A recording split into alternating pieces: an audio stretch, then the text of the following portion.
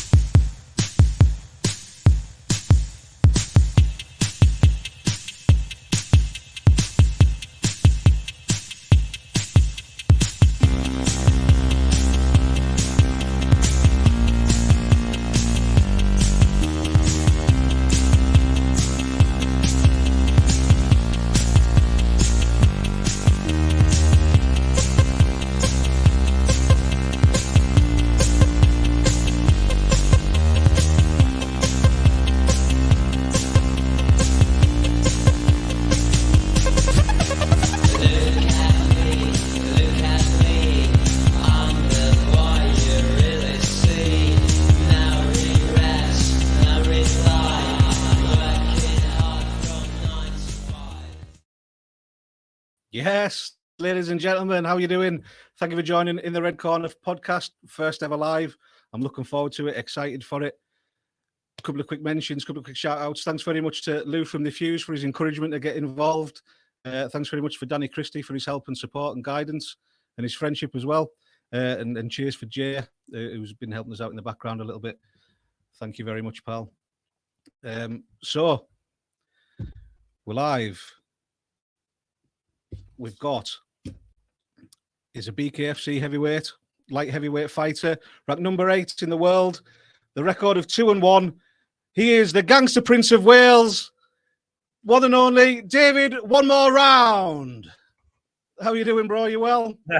Yeah, I'm good, man. Fuck, how good was that intro video? I like that. It was fucking wicked. That was a little something I put together for you, man. It was fucking really good. That was cool, Lewis. Are you keeping all right? Yeah, I'm good, mate. I'm good. Healed up nicely after your fight with Terry Brazier? Yeah, the worst was my jaw, but it's got a lot better now. I thought it was broken wind. I think it was just muscle damage.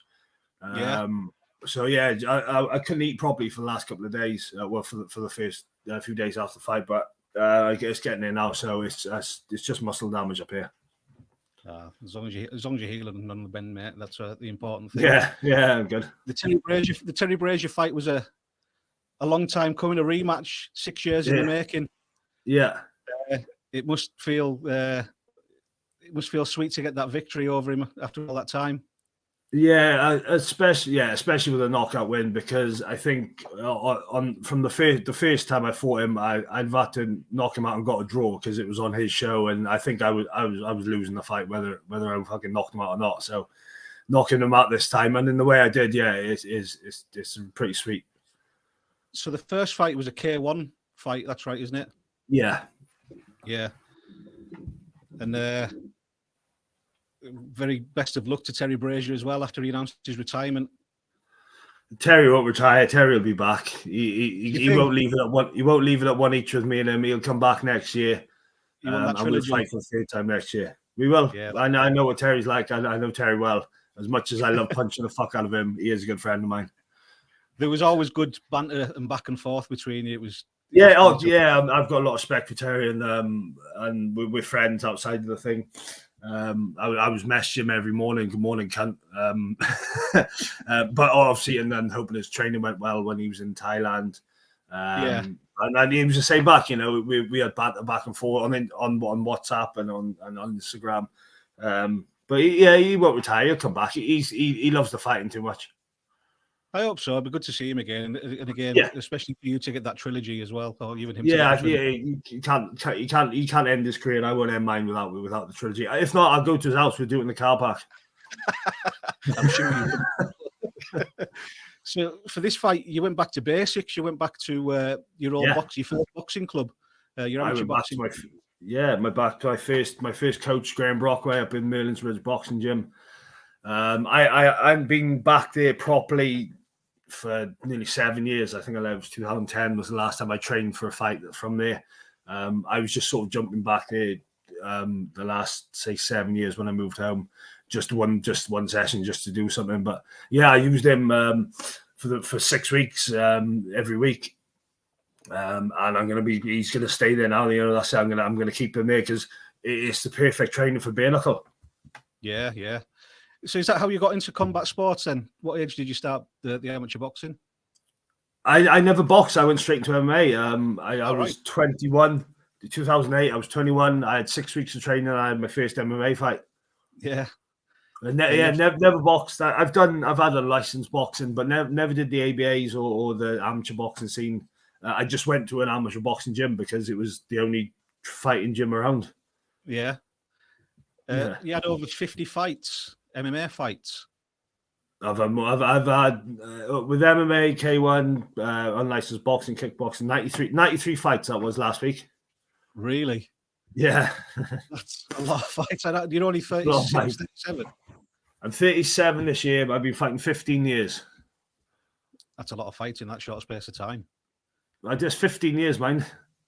There's a few tournaments in there where I've done 3 in one night and stuff like that. Yeah, well, you were the first UK fighter to fight at 5 different weight categories as well, weren't you? I've got 5 different weight categories, 5 wins, and I believe that only me and Dan Henderson have wins at lightweight to heavyweight. I believe only me and Dan Henderson have that as that record. That's a good name to be in company with, isn't it? It's pretty cool, isn't it? Yeah. Yeah. He was a monster in his day, wasn't he? He was unreal, he was. So what made you get into MMA then? I always loved watching it.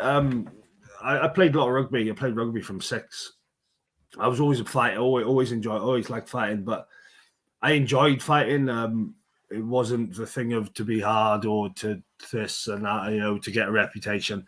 I love fighting, and you know, and what more can you love about standing in front of someone, punching the fuck each other for 10, 15 minutes or whatever, and then afterwards it's done, and you go and have a beer together and you become friends, you know, like me and Terry. A lot of my opponents that I fought over the last 15 years, I've become friends with, or I've gone training with afterwards. Yeah.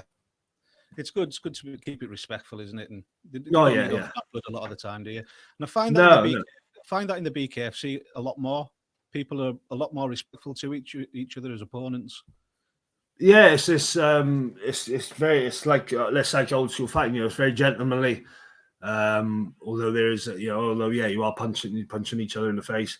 Everyone does have that respect afterwards, and it's good. Yeah, it's nice to see. It's not like I find MMA went a bit at the start. MMA was like that, but then it started getting a bit bitchy afterwards. Where there was grudges held, you know, oh, you beat my fighter, or you go to a show and you knocked out my coach 3 years ago, you're a prick, or you'd have it all over Twitter. But it's not like that in BKFC at the moment, which is great. I hope it doesn't get like that. No, it'd be nice to stay the way it is, but the sport evolves, I suppose, doesn't it? Yeah. In training MMA, has that helped you with the clinch side of the game in BKFC? Yeah. Yeah, I didn't start using the clinch until I fought on BKFC. I fought for on BFBA, which is Andrew Baker's other shows, which implied the same rules, but I never used it. But I found when I started doing it in Wembley, because I used to love clinching and throwing a knee. I had to hold back to throw a knee. There was a moment in the Terry Brazier fight where you were just both clinching each other and just going for it. Yeah, it was a class moment in there. Yeah. So, how was it fighting in a circular ring as well? Is that different to the octagon or a traditional boxing? It's very similar to an octagon. Yeah, because an octagon is closest thing to a circle that I've ever fought in. So it wasn't very hard to adapt to it. It did sort of feel like I was fighting the kid. It was a lot easier to move rather, because even though you in the octagon you have got corners where you can't cut off. It's harder to cut off a circle rather than like where you can cut off a ring or you can cut off an octagon. I'm working back into the corner. It's hard. It's very hard to do that in the circle that BKFC have got, which is good. It doesn't give you an advantage, and it gives if somebody is trying to cut you off, you can move out a lot easier. Yeah, I think it keeps it more free flowing, doesn't it? You know. Yeah, it does. Yeah. Corner, because there is no corners, so no, it's more free flow fighting, which is good. Yeah, it's cool. You like talking a lot of smack to your opponents, or just not smack, just talking to them in general, really, when you're fighting. Your style kind of reminds us a little bit of like Nick and Nate Diaz. Well, you can win a fight. I think when I fought Nathan Owens and I chatted shit all the way through it, he said to me after, he said, "I've never had anyone chat so much shit to me in the middle of a fight." And, is that to get to opponents, or is that just because you're just that comfortable there? I'm that comfortable, and it doesn't get. And when Terry hit me with the right hand and he broke his hand, and I said to him, "You've broke your hand," and it gave me the confidence, and I get confident talking in a fight because I'm confident with how I fight. Like when I said to Terry, you go to sleep. I was confident. I was confident I was going to knock him out. There was the pop as well, wasn't there? Popper.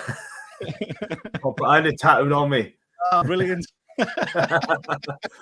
Yeah, that came from daughter was with us. Well, we had both the daughters with us, and we were in London and we were all about gangs and stuff like that. She was like, "Oh, we're going to get shot up here in London. They're going to be like, pop." And I said, "I'll do that in the fight for you, right? I'll do that and I'll hit Terry and I'll knock him out." And I did. I put him down. I didn't knock him out. I knocked him afterwards. So the Monday we got back. We got back to Sunday. On the Monday, I went and had the tattoo put on. So you had the Monday off and went back to work on the Tuesday, didn't you? Yeah, straight back on the oil refinery on Valerio. Worked all weekend as well. Absolute grafter. Got to be done. Yeah, so having a little bit of time off from training. Yeah. It's I'm gonna have a few drinks this Friday. And just like I said, I'll go back training Wednesday, do a bit of pad work. Maybe go back to the boxing gym next week and a bit of pad work, but nothing major, nothing too strenuous yet. Yeah. Just keep yourself active a little. Yeah.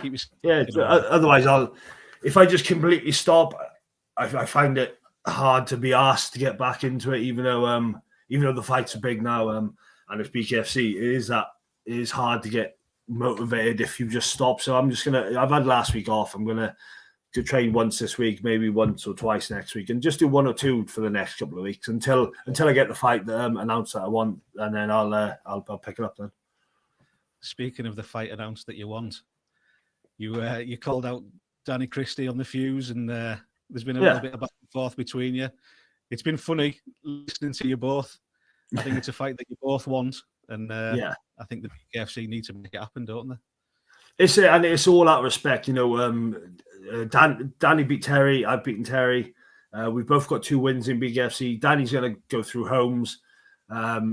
From what Terry said, he was promised that if he beat me, he would have the rematch with Danny for a belt. So why don't I get that? Why can't I have that fight? I've beaten Terry. I've just knocked him out. I think I was doing better than most people that I've done against Terry. I think I did better than what Danny did. Yeah, and I think the fight with me and Danny it's the biggest one they can make for the UK. It'll be the biggest bare knuckle fight that the UK have ever had. Definitely bring some eyes over, wouldn't it? Yeah, it would, and like I said, it is out of respect. I think Danny's a great guy. We speak privately on Instagram, and he's a cracking guy. He's a cracking fighter, and it's going to be a hell of a fight with me and him. Yeah, 100%. I look forward to it. Nothing's been mentioned from Baker or anything like that, but yeah, it'd be unbelievable. Where would you want it to happen? Where would you want it to happen? Wherever BKFC want it. When he gets through Holmes in April, if he wants to run it up in Newcastle, I'm good for June. There's a Wales card I've heard in August. If he wants to come to Wales, we can run it there. We can fucking do wherever BKFC want to put on, we'll do it. Yeah, brilliant. So the BKFC running, shows a couple of months now. How many times do you want to be out this year? I obviously because my jaw was quite bad last week. I said no to the Leeds card. I would have jumped on the Leeds card but I'm going to take that off. obviously, I want to wait for that. I want to wait for Danny to get through Holmes and wait for the Danny Christie fight. That's the fight I want to wait. So whether it's June, whether it's August, whether it's later on in the year, I'm going to wait until they put me with them. Yeah, are you going to the league show?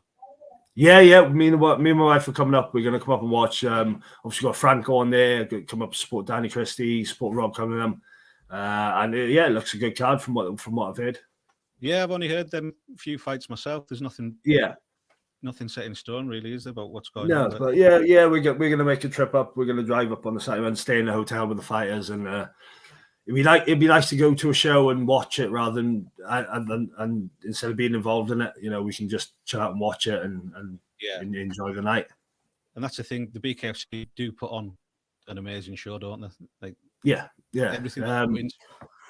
Yeah, it's well run. It's all the organisation's good. What the runners do for the fighters is brilliant as well. Yeah. So out of all your 90-odd fights, who would you say has been your toughest to put on? I'd say my last two. Terry was a tough one, and Nathan Owens. Both in bare knuckle. I can go back to Russ Smith in MMA in 2010. I can go back to Daryl James, my first pro MMA fight in 2009. Anthony Ria in France. I went the distance with Anthony Ria. That was tough. Fucking hell. Lee Cahoon, we went the distance. Well, I knocked out Lee Cahoon and we went the distance. And I beat him on points. Volkan Oezdemir, who went and fought Daniel Cormier for the UFC heavyweight title. I fought him after fighting twice in one night at a heavyweight tournament. He was a pretty tough night. Yeah. There's been some there's been some tough nights. Nathan Owens was a tough guy. More with his the way he boxed me, and the way he just jabbed the fuck out of me. And then obviously the last fight with Terry, I dropped him, he dropped me with the biggest uppercut I think I've ever been hit with. Yeah, you were working off your jab against Terry a lot more. Yeah, I said that. I said that to Sean Wheelock, and I said to my pad man, Legion 8 and Graham, I said, look, I want to work on my jab because I think a jab can do a lot of that. I found watching Danny and Terry fight, Danny's jab did a lot of damage to Terry. So I was hoping to open Terry up with cuts from the jab, but every time I hit him with a jab, his eyes were going. So I knew I was hitting him with it, which was setting up the big right hand then. Yeah, big right hand and then the short right, left, right. Yeah. Well, mate, I'm gonna wrap this up here. It's fantastic for you to join us. Thank you very much for being the first guest for In the Red Corner. Much appreciated. Yeah. You want to give any mentions? You want to give any sponsors? Yeah, Violent Gentleman. Oh, let's say this the way out there. Violent Gentleman, Malbon Gifts, De Rossi, the Spirit of Big Beard Gin, Welsh Gin and Vodka, guys. Get onto him. It's a great thing for his recently passed away dog. It's all a memory for the dog. Obviously BC Performance Cars, UKP. There's a lot more others. When Bear Hug Supports, they're always backing me with my fights for my ankle sports and my elbow sports and stuff. Excellent. Was it? Yeah, brilliant, mate. Thank you very much again. Yeah, no problem. And I'll catch you in Leeds. So hopefully we'll have a pint and meet up. Yeah, definitely, mate. Yeah, definitely. And like I said, anytime you want me on, just give me a shout and I'll come do something for you. Will do. Yeah, keep in touch, brother. Thanks very much. Yeah. Cheers. Thank you, mate. Yeah, see ya. Well, that was the interview with David Round, ladies and gents. Thank you very much for joining. I hope you've enjoyed.